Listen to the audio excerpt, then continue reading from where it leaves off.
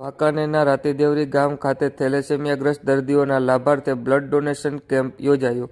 બાબતે પ્રાપ્ત માહિતી મુજબ વાંકાનેર તાલુકાના રાતીદેવરી ગામ ખાતે થેલેસેમિયાગ્રસ્ત બાળકોના લાભાર્થે ગુરુવારે સવારે 9 થી 3 વાગ્યા સુધી બ્લડ ડોનેશન કેમ્પનું આયોજન કરવામાં આવ્યું હતું, જેમાં રાતીદેવરી ગામના માથકિયા મોહમ્મદ શાકિર યુસુફભાઈ નામના યુવાનને છેલ્લા 21 વર્ષથી થેલેસેમિયા નામની ગંભીર બીમારી હોય, જેને અવારનવાર બ્લડની જરૂર પડતી હોય, ત્યારે આવા થેલેસેમિયાગ્રસ્ત દર્દીઓના લાભાર્થે યોજાયેલ આ બ્લડ ડોનેશન કેમ્પમાં બપોરે 12 વાગ્યા સુધીમાં 150 કરતાં વધુ બ્લડ બોટલ રક્ત એકત્ર થયું હતું, જેમાં આ રક્તદાન કેમ્પ પૂરો થતાં કુલ 200 કરતાં વધારે બોટલ રક્ત એકત્ર થયું હતું.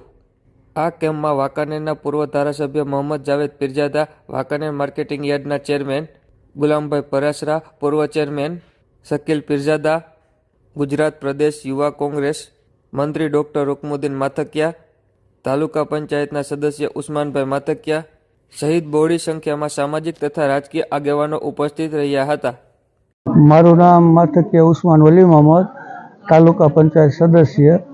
આજે અમે બ્લડ કેમ્પ રાખ્યો છે. આજે રાતીદેવડી ગામે અમારે ભાઈના છોકરા શાકિરને બ્લડની તકલીફ છે, એને દર અઠવાડિયે એક બ્લડ ચડાવવું પડે છે. એના અનુસંધાને આજે ગાજા બાવાના છઠ્ઠીના દિવસે અમે બ્લડ કેમ્પ રાખ્યો છે અને અત્યારે 150 બોટલો થઈ ગઈ છે એટલે 200 બોટલની અમને આશા છે, એ પણ લગભગ પૂરી થઈ જાય એવી અમારી શક્યતા છે.